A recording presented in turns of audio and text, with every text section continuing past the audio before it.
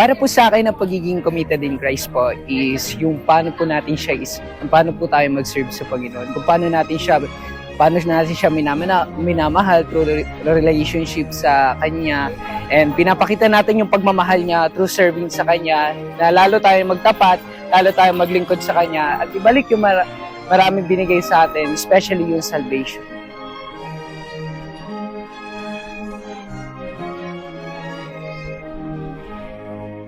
Sound the battle cry, see the foe is nigh, raise a standard high for the Lord.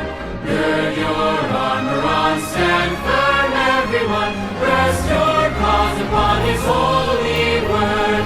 Rouse then soldiers, rally round the banner, ready, steady, pass the word along. Onward, forward, shout aloud, Hosanna, Christ is captain of the mighty throng. Paano ka magiging committed kung discouraged ka na? Kaya kailangang magpakalakas.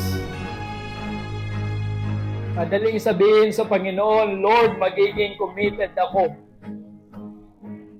Eh paano pag mahina ang pananampalataya natin? Pag na-discourage tayo, masasabi mo pa ba, magiging committed ako? Kaya importante mga kapatid, kaakibat ng salitang committed, be strong. Amen. Strong to meet the foe, marching on we go, while our cause we know must prevail. Shield and banner bright, gleaming in the light, battling for the right we ne'er can fail. Rouse then soldiers, rally round the banner, ready, steady, pass the word along. Onward, forward, shout aloud, Hosanna, Christ is captain of the mighty throng.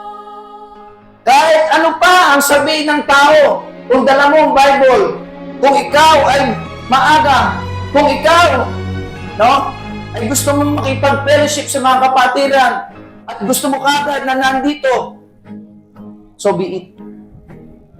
Mas maganda yun. No matter what. Committed ka unto the end.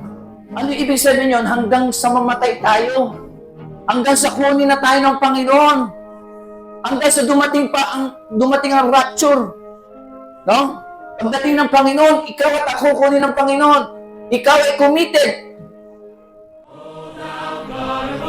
Hear us when we go, help us one and all by thy grace.